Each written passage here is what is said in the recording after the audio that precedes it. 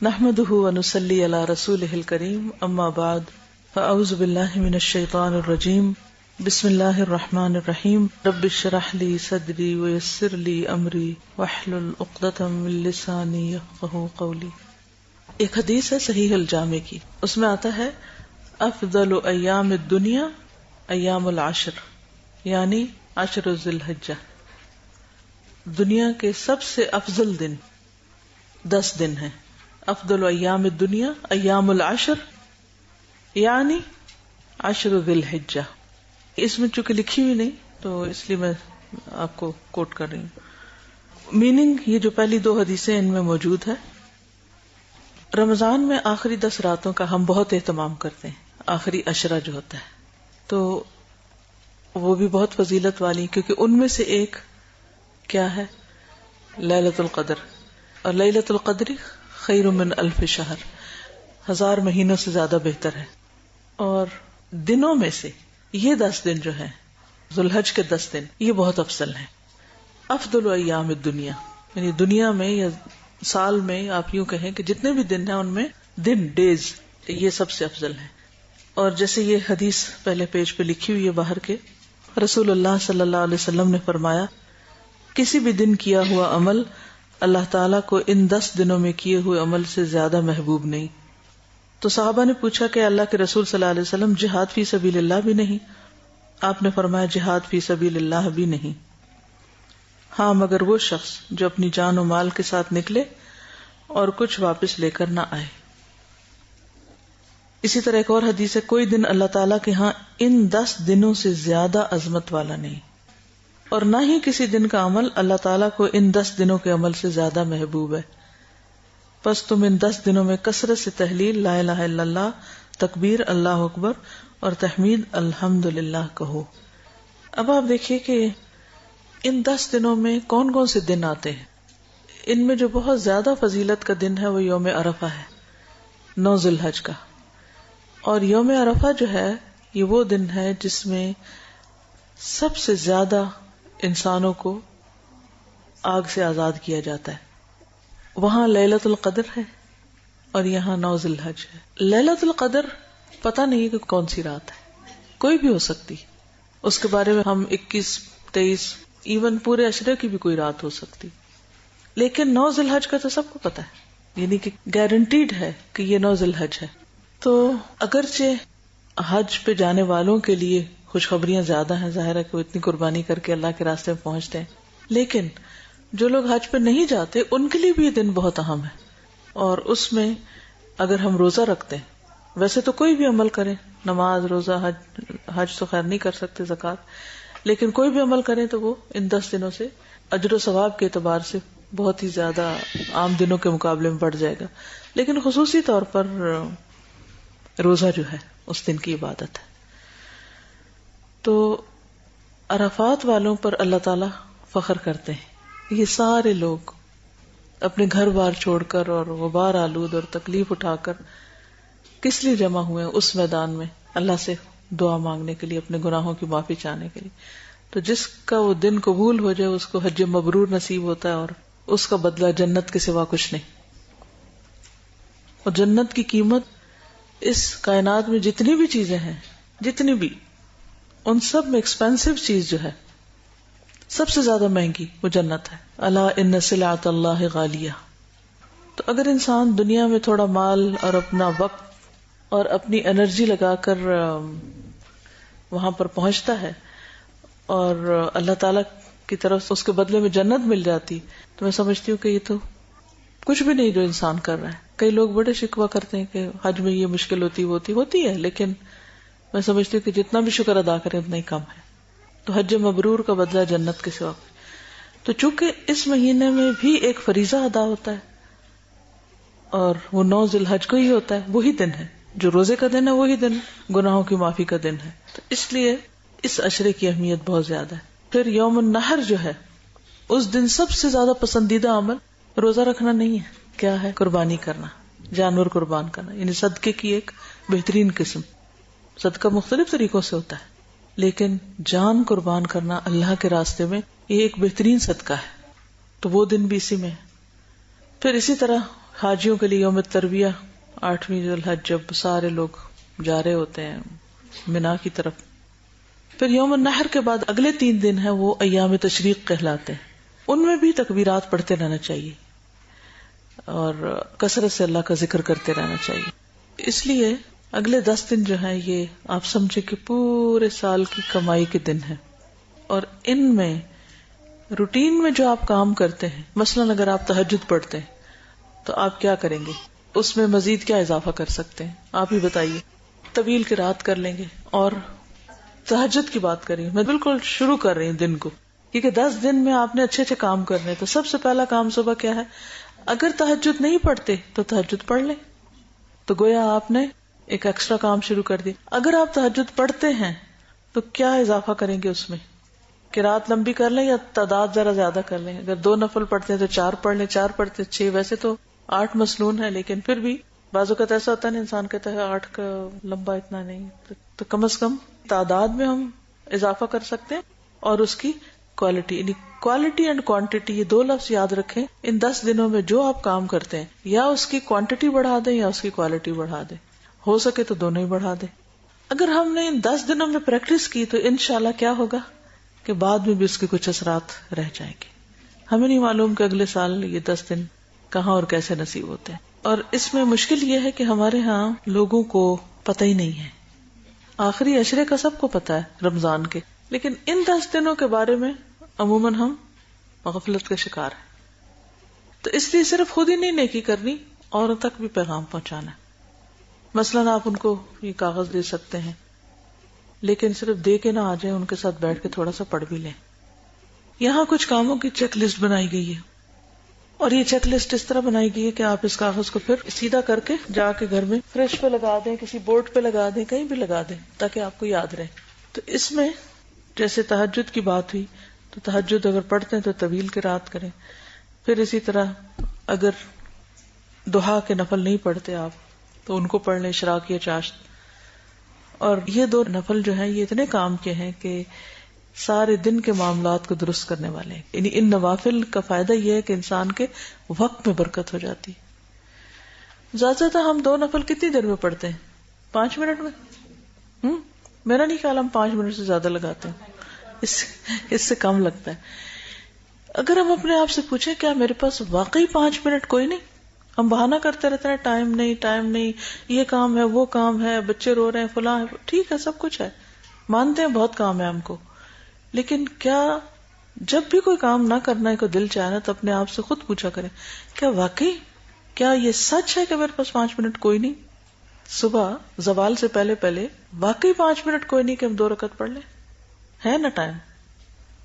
لیکن ہم ایک معمولی سی کال بھی جو آتی ہے نا ہماری 5 منٹ سے کم نہیں ہوتی. 5 میں تو چھٹ جائے جان بڑی بات ہے، وہ تو جو شروع ہوتا ہے پھر ختم نہیں ہوتے، لوگ انہیں باتوں کو دہراتے رہتے ہیں. یہ نفس کا دھوکہ ہے، اور نفس ایسے دھوکے دیتا ہے، ایسے دھوکے دیتا ہے کہ ہمیں خود بھی پتہ نہیں چلتا. تقوی ہو دل کے اندر تو آنکھیں کھلتی ہیں انسان کی بصیرت. جب بصیرت جاگتی ہے نا پھر دھوکے سمجھ آتے ہیں، یہ تو خود کو دھوکہ دے رہے ہیں. جیسے منافقین کے بارے میں قرآن مجید کے شروع میں آتا ہے نا کہ یخادعون اللہ والذین آمنوا وما یخدعون الا انفسهم. اصل بات ہے کہ خود کو دھوکہ دے رہے ہیں، وما یشعرون، پتہ ہی نہیں چلتا. تو جس دن اپنے گناہ نظر آنے لگے، اپنی غلطیاں نظر آنے لگی، اپنی برائیوں پر نظر پڑ گئی، سمجھ دل کی آنکھیں کھل گئی. کوئی بہانہ کر لیتے ہیں جیسے دوسروں سے کرتے ہیں، اپنے آپ سے بھی کرتے ہیں. اچھا ایک بات یاد رکھیے کہ یہ صرف اللہ کی توفیق سے ہوتا ہے. اللہ تعالیٰ طریقے سجھا دیتا ہے، تسلی دل کو دے دیتا ہے اور توفیق دے دیتا ہے. آپ کی آنکھ کھل جائے گی اگر آپ سچے ہو گئے نا اور تڑپ کے مانگا نا اللہ سے. دیکھنا تو صحیح، اللہ تعالیٰ غیب سے مدد کرے گا اور کھل جائے گی آپ کی آنکھ. اور پھر اس کو کیلکولیٹ کر لے کر اگر ادھر یہاں نہیں سوئے تو یہاں سو جائیں. میں سب کے ساتھ اپنا ایکسپیرینس شیئر کرتی ہوں کہ آپ لوگوں کو فائدہ ہو، ورنہ ان باتوں سے کچھ غرض نہیں. کہ میں آج صبح اپنے بیٹے کو بھی یہی بات سمجھا رہی تھی، کیونکہ مجھے دیکھتا رہتا ہے جو بھی میں کرتی ہوں. میں کہتی ہوں بیٹا میں دیکھو، میں ایک دن میں 2 دن بناتی ہوں. میں اپنی زندگی کو ایک دن کو 2 دن کنسیڈر کرتی ہوں. کہتے کیسے؟ میں نے کہا کہ جیسے میں اٹھتی ہوں نا 4 بجے، تو 4 سے لے کے 12 بجے تک میرے 8 گھنٹے ہوتے ہیں. اس میں درمیان میں الحمدللہ جو اللہ توفیق دیتا ہے، جو بھی روٹین کے کام ہیں پڑھنے کے لکھنے کے، ہر ایک کے اپنی اپنی روٹین ہے نا. پھر 12 بجے میں 5-10 منٹ کا قیلولہ کرتی ہوں. کبھی 5 منٹ ہوتے ہیں، کبھی 7، کبھی 10، 15 تک میں نہیں جا سکتی، ٹائم نہیں ہوتا. لیکن اس وقت میں خاموش لیٹ جاتی ہوں. اور جس وقت میں اٹھتی ہوں، اور میں سنت سمجھ کے کرتی ہوں، جس وقت میں اٹھتی ہوں، بلیو می، میرے اندر عجیب طرح کی انرجی ہوتی ہے، اور مجھے لگتا ہے کہ واقعی میرا دوسرا دن اب شروع ہو گیا. اٹھتی ہوں، پھر اس کے بعد میں ظہر کی نماز اول ترین وقت میں پڑھتی ہوں، اور الحمدللہ اس کے بعد پھر چل پھر میٹنگز کا سلسلہ شروع ہو جاتا ہے پڑھانے. اس کے بعد میں کلاس لیتی ہوں، پھر میٹنگز کرتے کرتے کرتے رات 8 بجے تک. اللہ کا شکر ہے کہ مجھے ایک اور دن مل جاتا ہے، 2 دن ہو گئے نا. 8 بجے کے بعد پھر میں وہ کام کرتی ہوں کہ جس میں مجھے بہت زیادہ مینٹل انرجی نہیں چاہیے ہوتی. ادھر تو چیزیں ٹھیک کر لی، یہ کر لیا، وہ کر لیا. کبھی ضروری بہت پش ہوتی ہے کام کی تو کچھ اور بھی کر لیتی ہوں. پھر 10 بجے تک الحمدللہ پھر سو گئے. تو اسی طرح، اور یہ اگر آپ سنت پر عمل کریں گے تو تبھی آپ کو یہ سب ملے گا. اور سنت سمجھ کے ان چیزوں کو کریں. اور پہلے میں یہ جو قیلولہ تھا نا، میں نہیں کرتی تھی. میں کہتی تھی ہائے نہیں، کوئی ٹائم نہیں لیٹنے کا اس وقت، اور یہ کام ہے اور وہ کام ہے، ایسا ہے ویسا ہے. لیکن اس سے نتیجہ کیا ہوتا تھا کہ پھر میرا تھوڑی دیر کے بعد یہ 2-3 بجے میری حالت خراب ہو جاتی. اور میں پھر لوگ کیا کرتے ہیں، جیسے حالت خراب کر کے پھر جا کے لیٹتے ہیں، جو سوتے ہیں نا، پھر شام کو اٹھتے ہیں. جب شام کو آپ اٹھیں گے، آپ رات 9-10 کیسے سوئیں گے؟ اگر 9-10 آپ سو نہیں سکے تو آپ صبح کیسے اٹھیں گے؟ سارے سائیکل خراب کر دیا نا آپ نے، ہر چیز ڈسٹرب کر دی. کیا واقعی 10 بجے ہم نہیں سو سکتے؟ سو سکتے ہیں اگر ہم تھوڑا اپنا پلان کر لیں. 10 بجے سو سکتے ہیں، ٹھیک ہے. کچھ گھروں میں روٹین، سارا گھر نہیں سو رہا تو ہم کیسے سوئیں؟ یہ بہت بڑی مشکل ہے. لیکن اگر اللہ سے دعا کرتے جائیں گے نا تو اللہ تعالیٰ ایسے کرتے کرتے کرتے راستہ بن جائے گا. اب آپ دیکھیں کہ جب 10 بجے سونے کی آپ کو عادت ہو گئی نا، آپ کہیں سے بھی جا کے پڑھ لیں. جو نیند کے ٹائمنگز ہے نا، وہ جو رات کے پہلے حصے کی نیند ہے وہ اتنی کارآمد ہے کہ اگر آپ اس سے دگنا بھی رات کے دوسرے حصے میں سوئیں گے تو وہ جب رات کا تیسرا پیر یا آخری پیر شروع ہوتا ہے جو سحر کے قریب ہوتا ہے، اس وقت ہماری باڈی جو ہے نا اس کو جاگنا چاہیے. اللہ نے پروگرامنگ اس طرح کی ہے. لیکن ہم اس وقت وہ نفس کی غفلت کی وجہ سے سونے کی کرتے ہیں. پھر کیا ہوتا ہے کہ فجر کے وقت بعض اوقات پھر کہتے ہیں ہم آنکھ نہیں کھلی، پھر اس کے بعد پھر دوبارہ وہاں یعنی دن کا آغاز ہی ایسے ایک تھکاوٹ سے کرتے ہیں. تو اگر کسی وجہ سے مثلاً نہیں 10 بجے سو سکتے، ایک مثال ہے، اور آپ کو اپنا اسکیڈول آگے کرنا پڑے کیونکہ آپ کے ہاتھ میں نہیں، کوئی خواتین کے بہت سے ایشوز ایسے ہوتے ہیں، مثلا بچوں کو اسکول جانا ہے، کچھ اور 100 کام ہے، یا ان کے ہوم ورک کرانے، یا کوئی مہمان آ گئے، یا گھر میں کوئی بوڑھا بزرگ ہے اس کی خدمت ہے، کوئی بیمار ہے، 100 چیزیں ہیں زندگی میں. اب اس میں آپ کے ہاتھ میں نہیں ہے کنٹرول. کبھی تو ہوتا ہے کہ آپ ساری چیزیں آپ کی مرضی کی، کبھی نہیں بھی ہوتا. تو اس کو پھر آپ کیا کریں کہ اس کو شفٹ کر لیں نا تھوڑا آگے. اٹھنے کا ٹائم وہی کر لیں اپنا، اور پھر اس کے بعد جب بچوں وغیرہ کو بھیج لیں تو ارلی قیلولہ کر لیں. اگر آپ نے گھنٹہ لیٹ سوئے ہیں رات کو تو وہ آپ اس وقت گھنٹہ لے لیں. ہر ایک کے حالات فرق ہیں، اپنے اسکیڈول کو اس کے مطابق سیٹ کر لیں. لیکن آپ سمجھتے اس وقت بھی نہیں ہو سکتا تو پھر کسی اور وقت میں سے لیں. لیکن کوشش کریں کہ دن کے پچھلے پیر لمبی نیند نہ قطن سوئیں، اس سے رات کی نیند لازم ڈسٹرب ہوتی ہے. میکسیمم اگر آپ نے سونا بھی ہے 15 سے 20 منٹ، آدھے گھنٹے سے تو اوپر قطن نہ جائیں. اور یہ پاور نیپ کہلاتی ہے، یہ جو قیلولہ ہوتا ہے آپ آزما کے دیکھیں کہ یہ آپ کو لازمی انرجی دے گی. بعض اوقات یہ ہوتا ہے کہ ہم لوگوں کے ذہن پہ اتنا سٹریس ہوتا ہے، اتنی پریشانی ہے، نیند نہیں آتی نا. پھر اس میں اپنے مزاج کو ٹیسٹ کریں کہ کون سی چیز ہے جس سے جو مجھے سونے میں مدد دیتی ہے. کیا کسی سے بات کرنا، یا کچھ پڑھنا، یا کچھ سننا، یا کچھ کھانا. مثلا دودھ کا ایک گرم کپ پی لیں تو بعض لوگ سوچتے پھر مزاج فرق ہے. اب مثلا آپ دیکھیں گے کہ بعض اوقات آپ کا اور آپ کے ہسبینڈ کا مزاج بالکل اپوزٹ ہوتا ہے. ان کو ٹھنڈی چیز سوٹ کر رہی ہے، آپ کو گرم کر رہی ہے. وہ ایک دم سو جاتے ہیں، آپ گھنٹوں نہیں سو پاتے. وہ بہت ساری چیزیں ہوتی ہیں. پھر انسان ایک ہی فارمولا ہر ایک پہ اپلائی کرنے لگتا ہے. اس لیے میں آپ کو آپشن دے رہی کہ یہ مت کہیں کہ جو مجھے سوٹ کر رہا ہے وہ لازمی آپ کو کرے گا. لیکن اوور دا ٹائم اپنے دن کا احتساب کرتے کرتے، جائزہ لیتے لیتے آپ ضرور اس چیز کو کور کریں. تو اگر آپ ان 10 دنوں میں تہجد کے عادی ہو گئے تو آپ سمجھیں کہ آپ نے اللہ کے فضل سے اس 10 دن سے فائدہ اٹھا لیا. پھر یہ ہے کہ ایک اور تھوڑا سا جیسے کوالٹی بڑھانے والی بات کی خشوع و خضوع سے نماز کی طرف توجہ کرے. اس میں سب سے بہتر طریقہ یہ ہے کہ جیسے پہلے بھی میں نے شاید آپ سے بات کی تھی کہ حال میں جئیں. اس وقت کیا ہو رہا ہے؟ یعنی اس وقت میں نماز میں کھڑی ہوں تو مجھے اور باتوں کی نہیں ضرورت. اس وقت میں نماز میں ہوں. اپنے آپ کو ریئلائز کرائے گا. کسی انسان سے بات کر رہے ہیں تو کہیں کہ میں اس وقت اس سے بات کری, یہ میرا اس وقت یہ کام ہے, چھوڑیں دوسرے کاموں کو. اچھا ہم عورتوں کی عادت کیا ہوتی ہے؟ کام ایک کر رہے ہیں, دھیان کہیں اور ہے. اس عادت سے نکلنا بڑا ضروری ہے.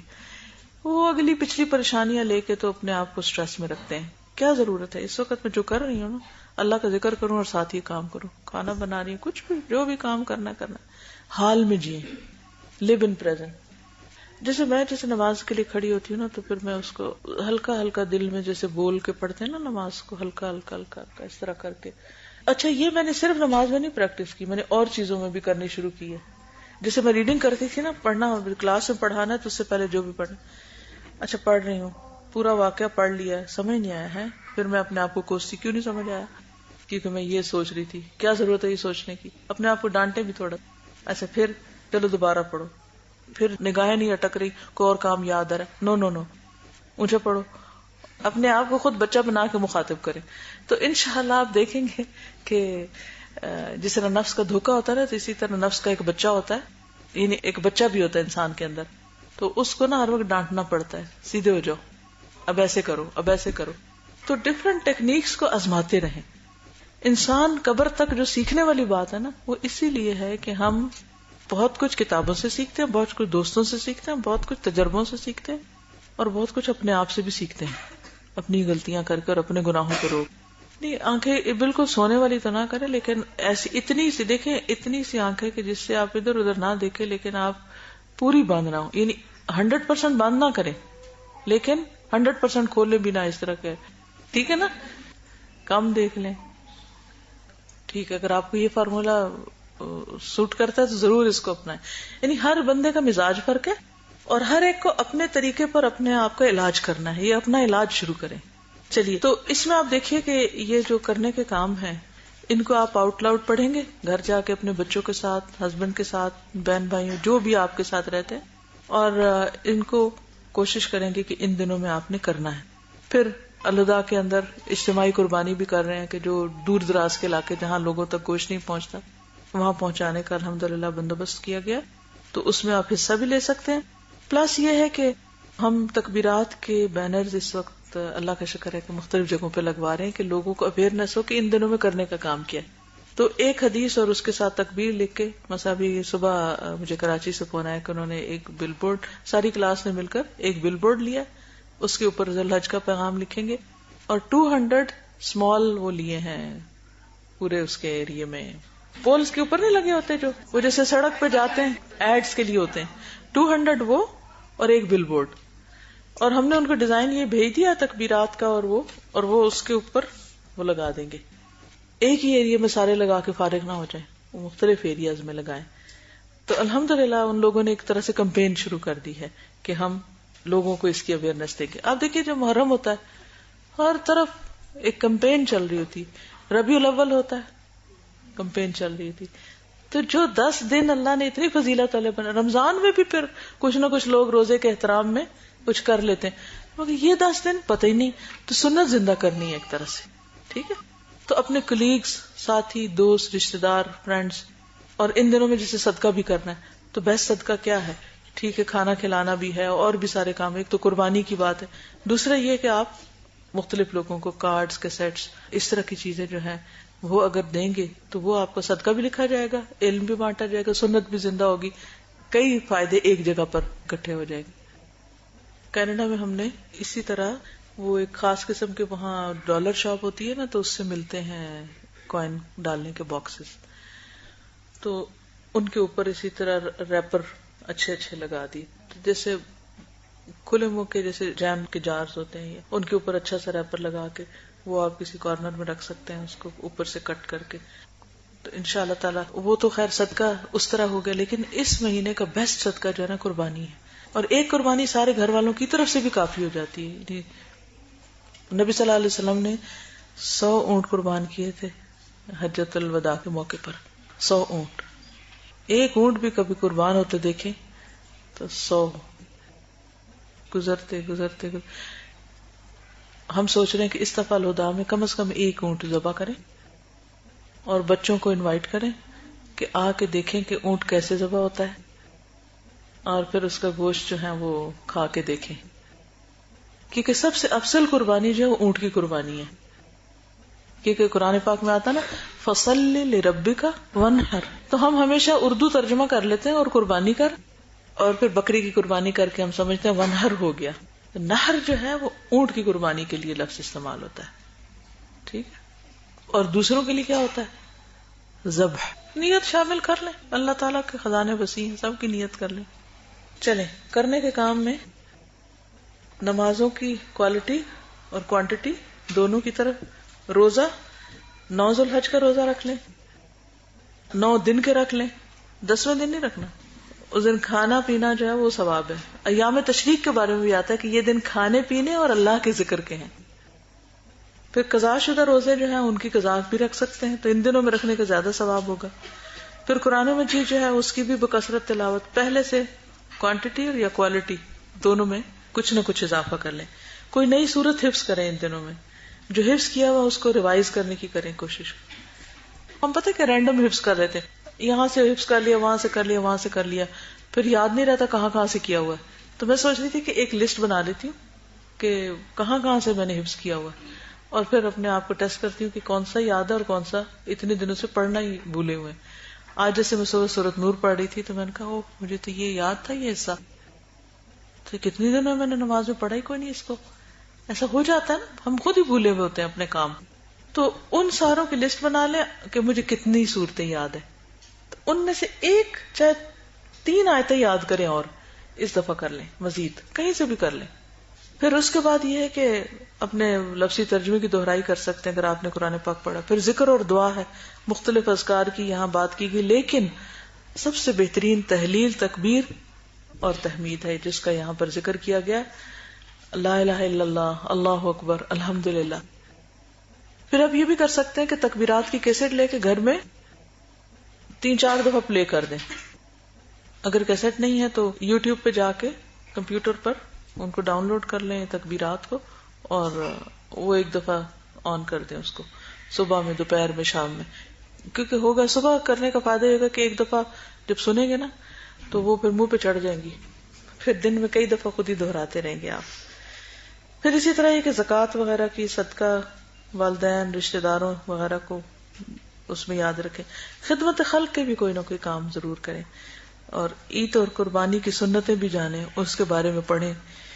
کیونکہ قربانی تو ہم کر لیتے ہیں بعض اوقات, لیکن یہ نہیں پتا ہوتا کہ اس کی کیا تاریخ کیا ہے. تو یہ ایک کتاب ہے اگر آپ لے سکیں اور پڑھ سکیں. ابراہیم علیہ السلام بحیثیت والد کتاب کا نام ہے, لیکن اس میں سارا قربانی کا بھی ذکر آ گیا. یہ ان کی پروفیسر ڈاکٹر فضل الہی صاحب کی کتاب ہے. اس میں آپ کو بہت ساری معلومات ملے گی کہ کس طرح انہوں نے بیٹے کی قربانی کا قصہ تو سب کو پتا ہے, لیکن اگر ہم تھوڑا سا اس کو دہرا لیں تو انشاءاللہ بہت فائدہ ہوگا. مثلا اس میں انہوں نے دیکھے کہ ایک بہت اچھا نقطہ نکالا ہے کہ بیٹے کو حکم دینے سے پہلے اس سے مشورہ کرنا. ہم کہتے ہیں بچے نا ہمارے آرڈر کرتے ہیں do this don't do this, تو بچوں سے بھی اگر آپ نے کچھ کہنا ہے نا تو پہلے انہیں کہیں کہ بچے اچھا یہ بتاؤ کہ کیا خیال ہے کہ ہم یہ کام کر لیں یا یہ نہ کریں. تو اس سے کیا ہوگا کہ ایک بانڈنگ اور اسٹرانگ ہوگی. قرآن مجید میں آتا ہے نا حضرت ابراہیم علیہ السلام کے قدوہ کی پیروی کرنے کو کہا گیا حضور صلی اللہ علیہ وسلم کو, تو ہمیں بھی کرنی چاہیے. تو اس کے لیے یہ کتاب اچھی ہے. ایک ہوتا ہے کہ میں آپ کو چند کہانی چند باتیں بتا دوں گی, اور ایک یہ کہ آپ کو راہ لگا دوں گی, آپ تھوڑا تھوڑا کر کے اس کو ان دنوں میں پڑھ لیں تو بہتر ہے. مجھے نہیں معلوم یہاں اویلیبل ہے یا نہیں, اگر نہیں تو کوئی اسٹال والا بیٹھا ہے تو اس کو ہے اویلیبل, الحمدللہ اس کو آپ کوشش کریں پڑھنے کی. اور پھر یہ ہے کہ متفرق نیک کام اور بھی اپنی لسٹ میں اضافہ کر لیں.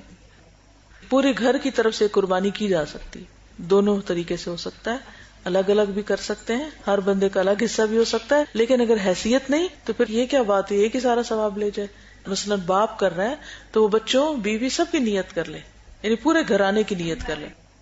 دیکھیے کہ نبی صلی اللہ علیہ وسلم نے کیا کیا، 100 اونٹ بھی کیے. کیا آپ بہت زیادہ امیر تھے؟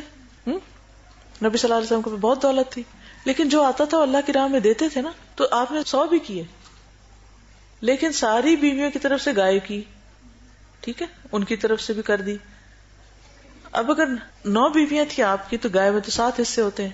تو اس سے کیا پتہ چلتا ہے کہ اگر حیثیت زیادہ ہے زیادہ کر لیں، کم ہے تو آپ کیا کر سکتے ہیں کہ یہ سارے گھرانے کی قربانی، ایسے بھی ہو سکتا ہے. اصل میں قربانی جو ہے نا، یہ اللہ کے قرب کا ذریعہ ہے، محبت کے اظہار کا ذریعہ ہے. اس کو ہم یہ جو صرف کیٹیگری کر لیتے ہیں نا، فرض سنت نفل کر کے، اس قسم کی بہت زیادہ تفصیلات نہیں ملتی.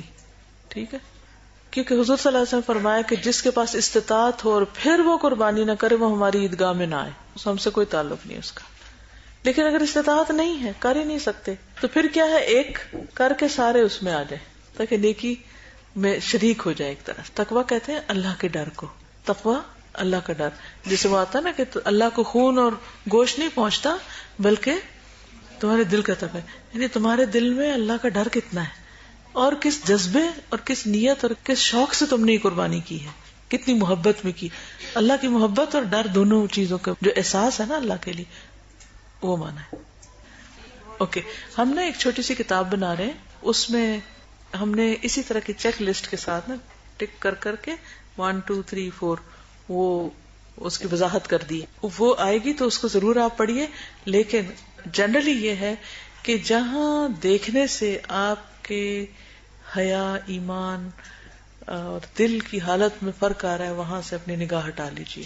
یعنی جہاں اٹریکشن محسوس ہو مرد اور عورت کے بیچ میں، یا جس سے برے خیال دل میں آنے لگے، تو انسان اپنا ادھر نہ دیکھے دوبارہ. وہ میں نے سفارش کرنی تھی کہ ان کو روزہ رکھوا دی. جزاکم اللہ خیرا. اجازت. السلام علیکم ورحمۃ اللہ وبرکاتہ.